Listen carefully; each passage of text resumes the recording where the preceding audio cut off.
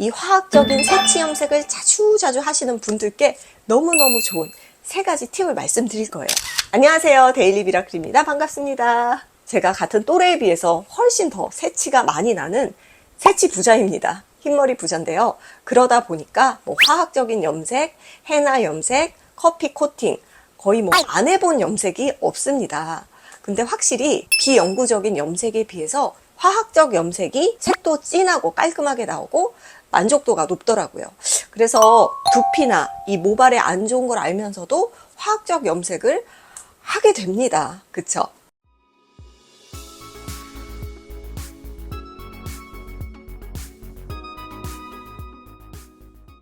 모발 염색제는 산화제, 암모니아, 그리고 착색제와 같은 화학물질의 칵테일로 구성이 됩니다. 이 중에서 암모니아가 우리 모발의 큐티클을 열고 일반적으로 사용되는 산화제인 과산화수소가 그 속으로 쏙 침투를 해서 우리 머리의 천연색소를 제거해요. 그리고 착색제가 작동하여 그 염색의 색이 나오는 거죠. 이때 암모니아가 억지로 이 모발의 큐티클을 여는 과정에서 이 피부 장벽처럼 모발을 보호하는 지질 성분인 큐티클이 망가지기 때문에 머리가 푸석푸석하고 또 얇아지는 거예요. 그러면서 각종 화학 성분이 이 두피에 닿게 되기 때문에 굉장히 자극이 되고 또 가렵고 두피도 약해지니까 모낭이 약해져서 머리가 확 빠지는 거죠. 그렇다고 염색을 안 할 수도 없고, 그러면 염색 후에 우리가 후관리를 잘 해야지 이 모발과 두피를 지킬 수 있는 거예요. 네, 먼저 첫 번째 방법은 머리를 감으실 때 꼭 찬물로 한 번씩 헹구어 주세요. 피부처럼 이 두피도 열로부터 보호를 해주어야지 더 건강해질 수가 있어요. 그리고 샴푸를 하시고 나서 꼭 찬물을 중간중간 써주세요. 모낭도 따뜻한 물이 닿으면 이렇게 열립니다. 근데 이 열린 두피로 때가 빠지는 것까진 좋지만 이 열린 두피를 닫아주지 않으면 두피에 있는 이 머리카락을 잡는 힘이 없기 때문에, 그래서 모공을 확 닫아주는 게 중요하고요. 또 우리 머리의 큐티클 층도 뜨거운 물이 닿는 것보다는 차가운 물이 닿았을 때 훨씬 더 탱글탱글 해질 수가 있답니다.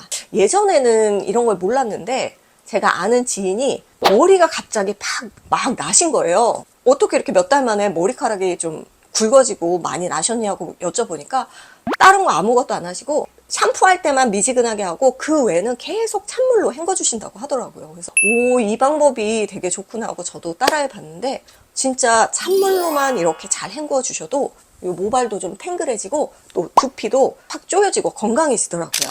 그리고 보통 우리 중년 이후 이렇게 머리가 짧으신 분들은 보통 샴푸만 딱 하고 끝내시는 경우가 많잖아요. 왜냐하면 린스는 번거롭기도 하고 두피에 닿으면 머리카락 빠진다는데 굳이 난 하고 싶지 않아 이제 이러실 것 같은데, 린스는 실리콘 오일로 되어 있어서 두피에 닿으면 탈모를 유발할 수가 있어요. 그리고 이 모발에 좋은 다른 성분 없이 그냥 정전기가 일어나거나 이 거칠거칠한 큐티클층을 일시적으로 딱 그냥 부드럽게 코팅만 해주는 역할을 해서 굳이 저도 린스는 하지 않았는데요. 하지만 요새는 트리트먼트라든지 헤어팩 같은 그런 종류가 나오고 있습니다. 말씀드렸던 린스, 컨디셔너죠. 이 컨디셔너와는 다르게 이 헤어 트리트먼트 혹은 헤어팩에는 좀 더 모발이나 두피에 좋은 성분들이 추가되어 있습니다.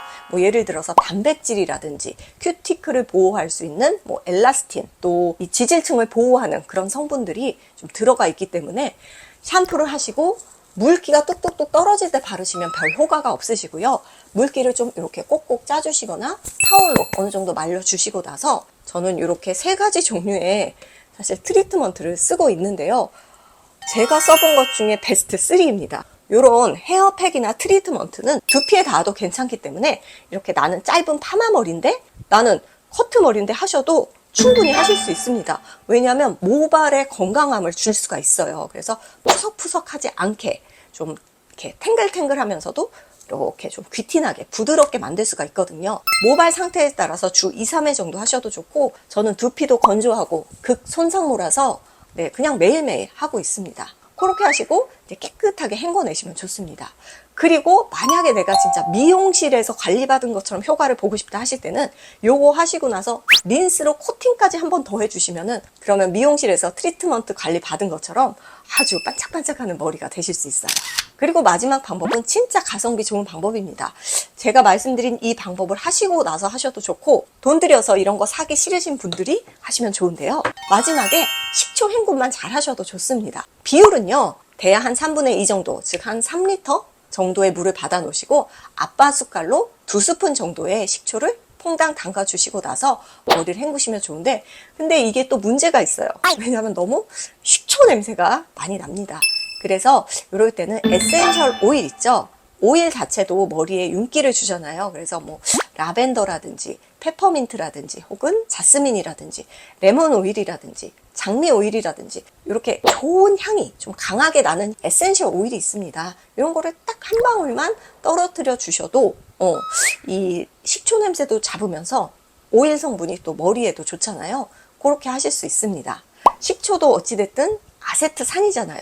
그 샴푸의 알칼리성을 요 산이 좀 중화시켜 주기도 하고, 식초의 그 살균 성분이 내 두피에 남아있을지 모를 이런 뭐 샴푸 잔여물이라든지 모낭충이라든지 혹은 지루성 두피 이런 것도 잡을 수가 있거든요.